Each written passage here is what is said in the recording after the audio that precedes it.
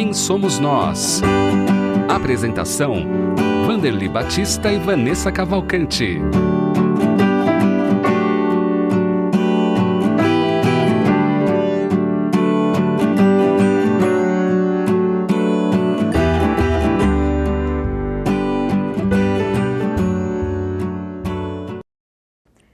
Olá, seja muito bem-vindo e muito bem-vinda ao Quem Somos Nós, que é transmitido pela Rede Boa Nova de Rádio, pela TV Mundo Maior, sempre trazendo aqui em nossos estúdios os nossos convidados que compartilham conosco as suas histórias, suas conquistas e os seus desafios também.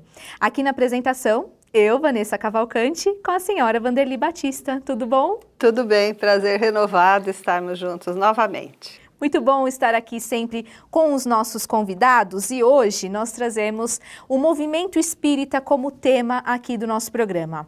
Ele é presidente do Grupo Espírita Manuel Bento, comunicador também da Rádio Boa Nova e da TV Mundo Maior, Edson Figueiredo de Abreu. Bem-vindo. Obrigado, Vanessa. Obrigado, Vanderly. É um prazer estar aqui com vocês, um prazer estar aqui com os ouvintes para poder falar um pouquinho, né, do nosso trabalho. Talvez a gente vá abordar um pouco o Manuel Bento também, né? Com certeza, Edson. Então é um prazer estar aqui com vocês. Muito bom. Aliás, eu agradeço o convite, tá? Obrigada por ter vindo. A gente sempre começa esse programa perguntando como a pessoa conheceu as casas André Luiz, a FEAL, mas até eu gostaria de estender um pouquinho mais, perguntando a você, desde quando você é espírita? Isso. Né? Ok. Mudar um pouquinho. Boa. Bom, a pergunta é interessante. Eu sou espírita desde 1983. Não preciso dizer que foi um problema de saúde, que acabou não sendo resolvido pela área médica na época. Eu acabei procurando alternativas e cheguei no Manuel Bento. Acabei chegando lá depois de ter passado por alguns lugares que me assustaram um pouquinho. Depois eu cheguei no Manuel Bento e ali... Porque a sua família não era espírita? Não, nunca foram. E sem conhecer nada de doutrina, ali eu comecei num tratamento, a ouvir palestras, e aquilo foi entrando em mim, foi me absorvendo. Comprei logo o Livro dos Espíritos, comecei a ler, devorar. E aí, em 85, 2 anos depois, eu passei a fazer parte da casa em si, né? Eu fui convidado a ser ali uma espécie de um coordenador do patrimônio, até que em 1990 acabei assumindo a presidência da casa. Entrou para valer, né? Foi. Entrou para valer. Foi, eu não esperava, em poucos anos, sinceramente, eu não tinha expectativa nenhuma, eu não esperava isso. Mesmo porque eu era novo, né? Eu tinha 33 anos na época. E a casa foi fundada em 44, né? Ela já tinha um tempo de existência. Então eu não esperava. Porque na verdade a gente fez uma chapa, eu era presidente numa das chapas e era tesoureiro na outra. A esperança é que a chapa que eu era tesoureiro é que fosse ganhar. Mas aí acho que o pessoal estava querendo mudanças, né? E acabou acontecendo. E a nossa chapa ganhou e eu acabei virando presidente. E as casas André Luiz e a Fundação Espírita André Luiz? André Luiz eu já conheço há um tempo, né? Mesmo porque o nosso lar fica ali, né? Próximo, né? Na Duarte de Azevedo, é bem próximo ao GEMP. Mas, de fato, a me integrar mesmo na FEAL foi a convite do Cláudio Palermo. Ele fazia um programa na rádio, que eu não lembro agora qual era o nome. E um dia ele me convidou para fazer uma entrevista. Quem me falou de mim para ele, da minha pessoa para ele, foi o Marcos Cunha. E ele me convidou para uma entrevista e ali a gente se conheceu, criou uns laços aí de amizade, de tolerância, né? Muita. Um com o outro. Tolerância no bom sentido, né? Sim. E a partir dali, teve uma outra oportunidade que eu também vim, uma entrevista, e depois, quando o Manhã Boa Nova foi lançado, né, o Cláudio me convidou. Eu não tinha expectativa nenhuma, não imaginei o que seria o programa. Gostei pra caramba, né? Desculpa eu estar usando caramba aqui, mas gostei bastante do programa, do modelo. O formato do programa. Do formato, né? Porque a gente consegue abordar a doutrina, né? No Manhã Boa Nova a gente aborda a doutrina de uma forma assim bem, eu diria que do dia a dia, né? Das pessoas, né? Isso. E aí fiquei. E agora estou aqui com vocês. Como tem sido a experiência, então, de ser presidente do Manuel Bento? Conta mais um pouquinho para nós. Olha, como eu falei para vocês, lá no início eu não tinha expectativa que seria presidente, né? Mesmo porque eu era novato, né, da doutrina, relativamente novo. Bem novato.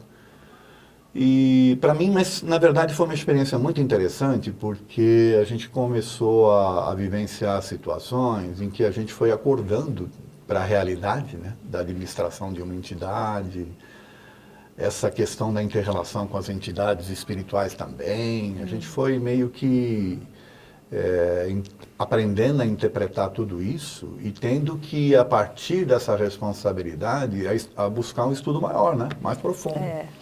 Porque aí você ganha uma responsabilidade muito grande.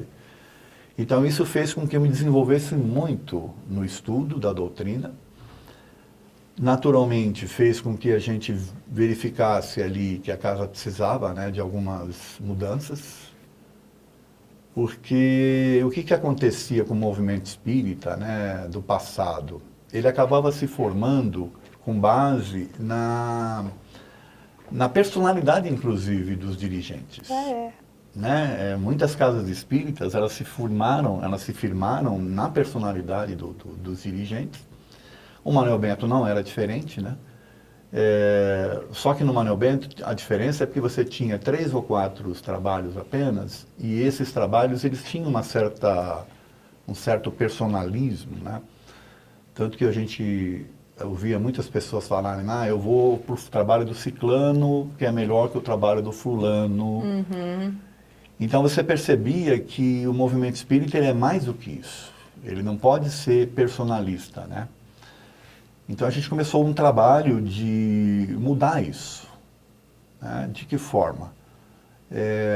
Primeiro despersonalizando. Certo. Então você educa as pessoas, né? Educar no sentido de você trazer informações.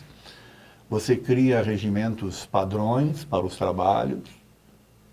E você orienta os dirigentes de forma que não importa quem esteja dirigindo, né? O trabalho é o mesmo. Certo, é verdade. Então, com isso, você despersonaliza e você personaliza, na verdade, a entidade em si. Então, é o GEMB, né? O Grupo Espírita Manuel Bento, por exemplo. E não o trabalho, ou o fulano, ou o ciclano. Certo. Tá? Tanto que tem muita gente que frequenta o Manuel Bento que não sabe nem quem é o presidente. Olha que interessante. Interessante É isso. verdade. E quais atividades que são realizadas no Centro Espírita Manuel Bento? Olha, tem várias, né? A casa hoje, ela está... Nós temos atividades de segunda a sexta lá, à tarde e à noite, né? Temos atividades às terças e quintas de manhã também. Legal. Tem atividades no final de semana, sábados e domingos. Né? Então, vou tentar descrever mais ou menos o que acontece, né? À tarde, normalmente, nós temos o atendimento fraterno, que a gente chama, que é o de orientação. Tem os trabalhos que é feito no salão, que é mais para pessoas que querem ter conhecimento, que tá, primeiro contato com doutrina, né, e querem entender algumas coisas, então com uma certa influência leve. Né? Seriam palestrinhas? Assim, são as palestras, né, de meia hora e o passe. Tá. Isso acontece no salão nosso que nós temos lá, à tarde e à noite, todos os dias, e de manhã, terças e quintas. Ótimo. Tá? E é interessante que o público à tarde é muito grande. Eu não tinha expectativa, não tinha ideia da quantidade de pessoas que frequentam a instituição à tarde. Geralmente é à noite, né? Mas é um público muito grande. Interessante. Que bom, interessante. E também nós temos tratamentos específicos, né? Por exemplo, segunda-feira, nós criamos o Dia da Criança lá no Manuel Bento. Olha.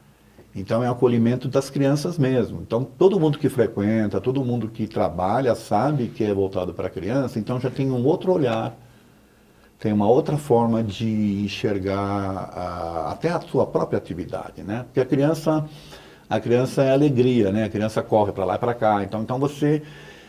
sabe aquela frase, o silêncio é uma prece? Você tem lá, né? Tira a plaquinha. Nesse dia aí você não pode você tem que se adequar à realidade sim. do Tá teu certo. público, né? Então, Tá certo. é interessante isso daí. E quem vai, por exemplo, numa segunda-feira, fica admirado para ver a energia, né, maravilhosa que tem. Então, isso é um tipo de atividade. Nós temos atividades também voltadas para dependentes e codependentes, para pessoas portadoras de câncer, para pessoas que apresentam quadros, né, de depressão. São todas atividades diferenciadas que são encaminhadas através do nosso atendimento fraterno. Tá? Para isso, a gente precisou trazer um grupo de psicólogos também que se alinharam, né, ao nosso trabalho lá. Então, como por exemplo, né, as atividades que são feitas com dependentes e codependentes, as palestras são feitas por psicólogos. Certo. Né? Depois você tem o tratamento espiritual também, que aí é o pessoal mesmo, os médiuns, vamos assim dizer. Mas normalmente a palestra é toda ela elaborada visando abrir a mente da pessoa, né, para a sua dependência e para a sua codependência. Sim. Né? E lógico, os psicólogos fazem essas palestras, todas elas voltadas para o dia a dia das pessoas. Também nos portadores de câncer, né, que a gente chama de A7, esse trabalho, também são psicólogos que fazem as palestras. Legal. Então, é uma casa que tem bastante atividade, não são mais de 600 pessoas, né, que são voluntários. Olha que beleza. Bastante, né? Nós fizemos agora as inscrições para os cursos. Até ontem, nós começamos na segunda-feira. Até ontem nós já estávamos com 930 inscritos. Olha que beleza. Considerando as pessoas que estão dando sequência, né? E mais os novos que estão chegando. Nós terminamos o ano passado com 1.100 alunos. Olha que beleza. É. Quanto tempo dura o curso de vocês, curso de doutorado? Ele é bem extenso, né? Porque ele vai no básico 1, 2 e 3. Depois você tem o mediúnico 1 e 2 e o 3. Olha. Né? Porque até o mediúnico 2, eu diria que é mais o estudo em si e a pessoa está num processo de se entender mediunicamente, de Certo. conhecer. A partir do momento que ela opta por ir para o 3, aí já é um preparo mesmo para ela na atividade mediúnica. Começar. E nós vamos falar mais sobre as atividades do Manuel Bento e também o trabalho do Edson aqui na Rádio Boa Nova e na TV Mundo Maior.